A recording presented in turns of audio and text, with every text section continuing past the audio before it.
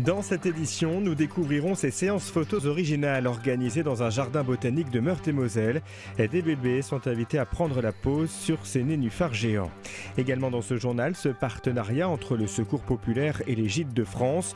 Des propriétaires ont accepté d'offrir une semaine d'hébergement à des familles en situation de précarité financière. Mais avant cela, intéressons-nous à ce concept original développé par un garage, permettre aux automobilistes de participer aux petits travaux sur leur voiture. En échange, la facture s'allège et chacun y trouve son compte. Cécile ne vient pas acheter une voiture neuve. Elle va tomber son tailleur blanc et s'attaquer elle-même à la révision de sa voiture. Vidange, filtre, plaquettes de frein. Pour 25 €, elle vient de louer le pont élévateur du garagiste et sa boîte à outils. Pour 13 € supplémentaires, elle s'offre les conseils d'un coach. Le carter, là. Donc c'est des écrous de 10. Vraiment, je ne connais absolument rien en mécanique auto. C'est vraiment la première fois. Je me suis dit que ça me permettrait d'être moins bête et de démystifier un petit peu la peur de la mécanique et d'être devant sa voiture. Et puis surtout, j'ai compris que j'allais faire de grosses économies. Ça, j'ai bien compris ça. Et du coup, voilà, je me suis dit, soyons fous, allons-y. Les conducteurs qui vidangent leur voiture chez eux dans un souci d'économie prennent souvent des risques pour eux et pour l'environnement. Dans un garage, tout est sous contrôle. Vous desserrez le bouchon. Et puis rien de tel que mettre les mains dans le cambouis ensemble pour créer du lien. On va arrêter là. C'est du lien entre le garagiste, un nouveau lien qui se crée. Et c'est ça qui crée la confiance entre les deux, quoi. Qui manquait, oui. Pourquoi ? Parce que les gens ont peur d'aller chez un garagiste, ils savent pas les travaux qu'ils font sur leur véhicule. Et avec ce concept, ils savent les travaux qu'ils font et comment ça se pratique, les pièces qui se montent et ainsi de suite.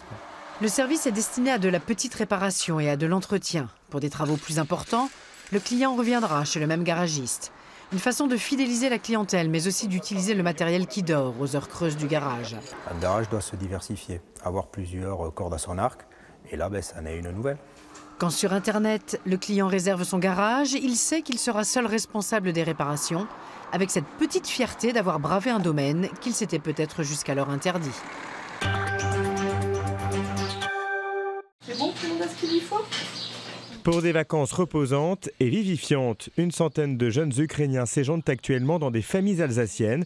Tous viennent de villages contaminés au césium-137, conséquence de l'accident nucléaire de Tchernobyl il y a 30 ans.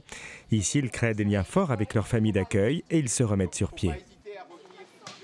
Ça va permettre de purger énormément de césium-137. Quand je dis énormément, c'est pratiquement pour 3 semaines. Un tiers du césium-137, les enfants vont être mesurés une seconde fois au départ. Ils ont été mesurés avant d'arriver en Alsace. Et cette différence de césium, de radioactivité dans l'organisme, ça va souvent être ce qui va différencier un enfant sain d'un enfant qui sera malade avec des pathologies souvent cardiovasculaires. L'association Les Enfants de Tchernobyl organise l'accueil estival dans les familles françaises depuis 23 ans. Parce que les vacances ne doivent pas être un privilège, le Secours populaire et les Gîtes de France ont signé un partenariat. Plusieurs propriétaires ont accepté d'offrir une semaine d'hébergement à des familles issues de milieux défavorisés. Rencontre à Perpignan. Laurence Rière prépare l'accueil de ses hôtes. Donc voilà, c'est un gîte pour 6 personnes. Depuis plus de 20 ans, dans ce gîte rural, elle reçoit des familles, des groupes d'amis pour des séjours plus ou moins longs. Un revenu d'appoint en marge de son exploitation viticole.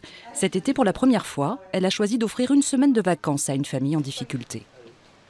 Ce qui m'intéresse moi beaucoup, c'est que des familles avec des enfants qui ne partent pas en vacances puissent aller dans le milieu rural et toucher concrètement ce que c'est que la ruralité. Et puis aussi, ce sont quand même les citoyens de demain, donc c'est quand même assez intéressant qu'on puisse les aider parce qu'ils ont besoin d'aide aujourd'hui. Un geste solidaire né d'un partenariat qui vient tout juste d'être signé entre le Secours populaire et les Gîtes de France. 15 propriétaires ont répondu à l'appel. Ça va concerner des familles en situation de précarité financière ou qui ont connu des accidents de la vie divers et variés. Malheureusement, voilà, c'est le cas pour beaucoup de familles dans le département.